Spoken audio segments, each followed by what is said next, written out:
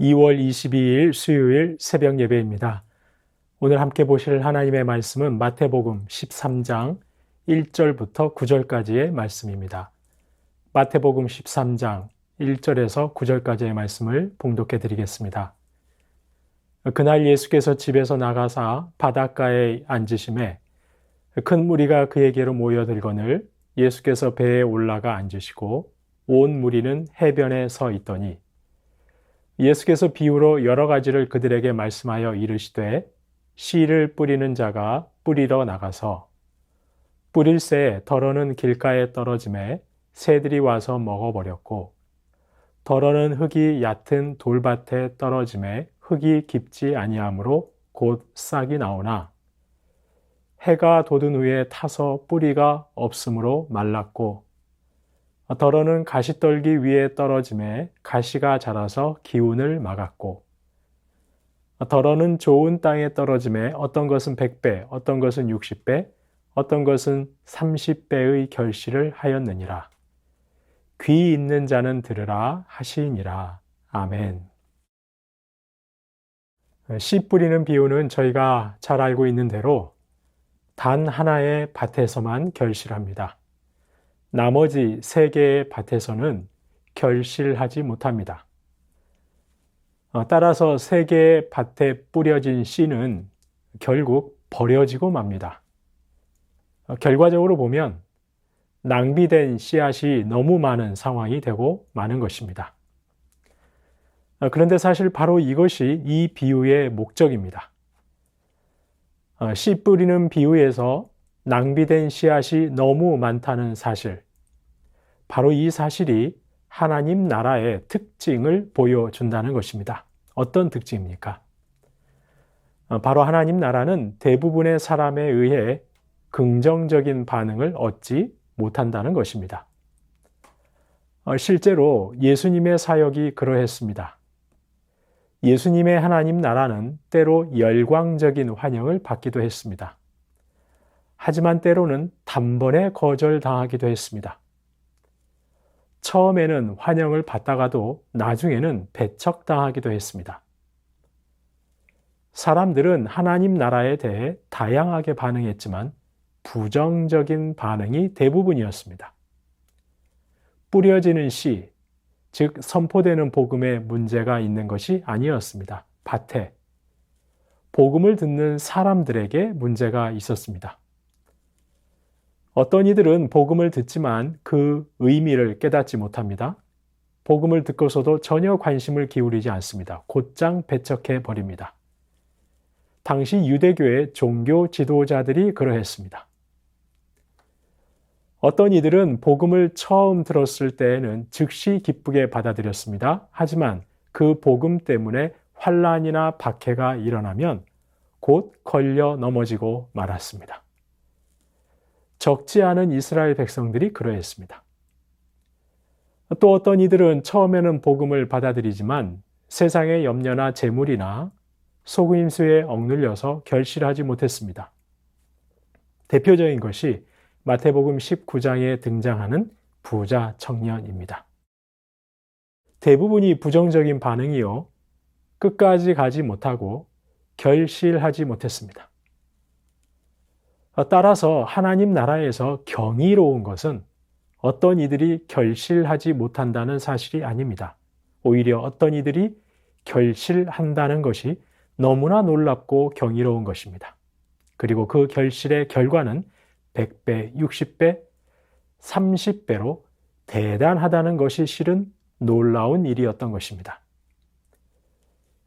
이처럼 씨 뿌리는 비유는 복음에 대한 유대인들의 다양한 반응을 설명해 줍니다.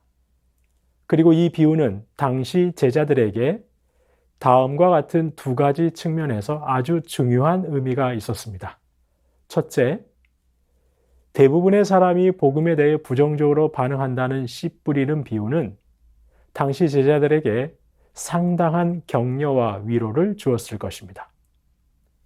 앞으로 제자들이 복음을 전할 때 대부분의 사람은 좋은 반응을 보이지 않을 것입니다. 이런 반응은 그들의 잘못이 아닙니다. 복음의 잘못도 아닙니다. 인생들의 반응이 본래 그런 것입니다. 하지만 그 가운데에도 분명 어떤 이들은 끝까지 좋은 반응을 보일 것입니다. 결실할 것입니다. 결실은 실로 대단한 결과로 나타날 것입니다. 따라서 당장 부정적인 반응을 보이는 이들이 많다 해도 너무 낙심하지 말아야 합니다. 부지런히 복음의 씨앗을 뿌려야 합니다. 둘째, 이 비유는 또한 당시 제자들에게 경고와 도전의 메시지가 되었을 것입니다. 하나님 나라에서 결실한다는 것은 처음에 긍정적인 반응을 했다는 것으로 되는 것이 아닙니다. 끝까지 가야 합니다. 4개의 밭 중 2개의 밭은 처음에 긍정적인 반응을 보였습니다. 하지만 외부의 압력과 내부의 유혹 때문에 끝내 결실하는데 실패하고 말았습니다. 주님을 따르는 제자 역시 마찬가지입니다. 참된 제자는 끝까지 신실해야 합니다. 환난이나 박해나 세상 염려나 재물의 유혹에 넘어지지 말아야 합니다. 항상 자신을 점검해야 합니다. 끝까지 복음에, 말씀에 신실해야 합니다. 그리고 이런 2가지 의미는 저와 여러분에게도 똑같이 적용됩니다. 비록 복음에 긍정적인 반응을 보이는 이들이 적다 해도 복음 전하기를 멈춰서는 안 됩니다.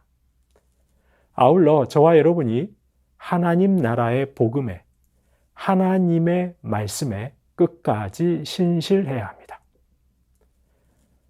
성도님 여러분, 지난 월요일에 보도된 내용을 보니까 우리나라 국민 삶의 만족도가 굉장히 낮은 수준이라고 합니다. 경제협력개발기구 OECD 38개 회원국 가운데 36번째였습니다. 삶의 만족도와 깊은 상관관계가 있는 스스로 생을 결정해 버리는 비율도 증가했습니다. 특별히 20대와 70대 이상에서 스스로 삶을 결정해 버리는 비율이 높았습니다.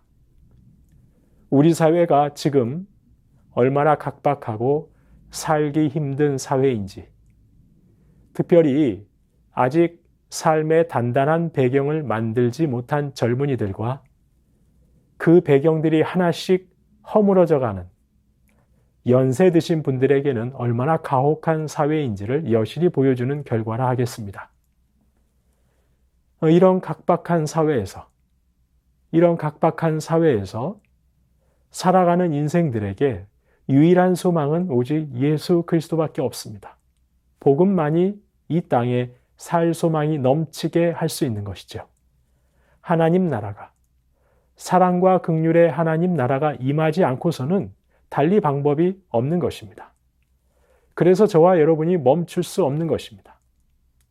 비록 긍정적인 반응을 보이는 이들이 적다 해도 복음 전하기를 멈출 수가 없는 것입니다. 아니, 저와 여러분이 먼저 사랑과 긍휼의 복음을 삶으로 살아내야 할 것입니다. 끝까지 신실하게 말씀대로 살아야 할 것입니다. 저와 여러분이 거하는 삶의 영역에서라도 사랑과 긍휼의 하나님 나라가 임하여 저와 여러분의 이웃들만이라도 살아가는 것이 만족스럽고 살 소망이 넘칠 수 있도록 저희는 복음의 향기를 뿜어낼 수 있어야 할 것입니다. 시편 119편 136절에서 시편 기자는 이렇게 한탄합니다. 그들이 주의 법을 지키지 아니하므로 내 눈물이 시냇물 같이 흐르나이다. 인생들이 하나님의 말씀을 지키지 아니하므로, 인생들이 하나님 나라의 복음에 부정적으로 반응하므로, 믿음이 있다고 하는 성도들이 하나님의 말씀에 신실하지 아니하므로, 그래서 이 나라가 그토록 살기 힘들고 젊은이들과 연세 드신 분들에게 가혹함으로 내 눈물이 시냇물 같이 흐르나이다.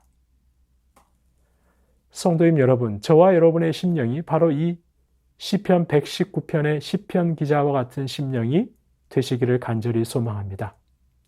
그리하여 비록 많은 이들이 복음에 부정적으로 반응한다고 하더라도 복음 전하는 일을 멈추지 마시길 소망합니다. 아울러 저와 여러분이 먼저 사랑과 긍휼의 복음을 삶으로 살아내셔서 이 땅에 살 소망이 넘치는 하나님 나라가 임하게 되기를 주님의 이름으로 축원합니다. 주신 말씀 기억하며 기도하겠습니다. 완악한 세상이 복음에 대해 부정적으로 반응한다고 하더라도 하나님 나라의 복음 전하기를 멈추지 않게 하옵소서. 저희가 먼저 사랑과 긍휼의 복음을 신실하게 살아내므로 이 땅에 살 소망이 넘치는 하나님 나라 임하게 하옵소서. 주신 말씀 기억하며 기도하겠습니다.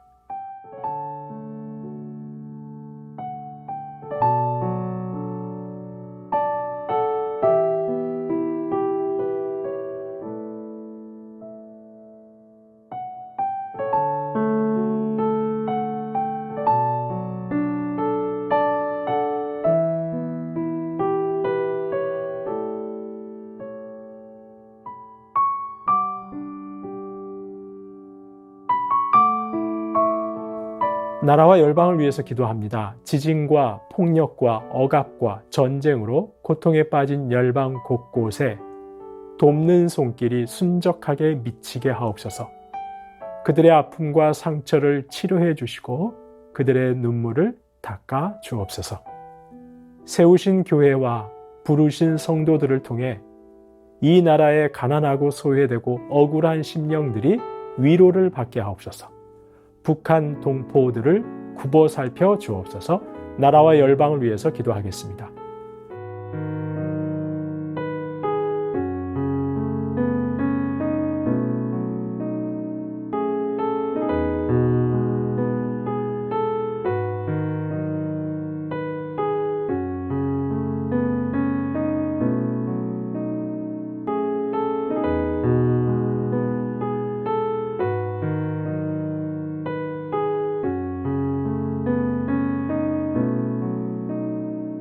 교회를 위해서 기도하겠습니다. 그리스도의 터 위에 교회를 세워가고 그 터 위에서 복음을 삶으로 살아내는 모든 성도님들 되게 하옵소서.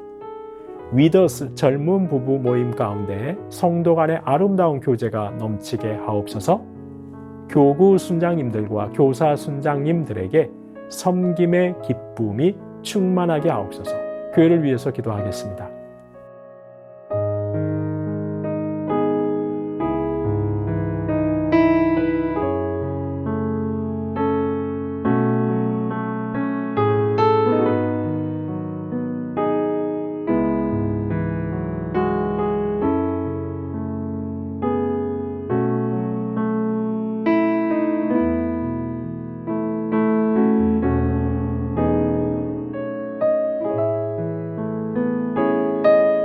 마지막으로 선교사님과 환우분들 위해서 기도합니다. 오늘은 아이국의 오세날 강보배 선교사님입니다.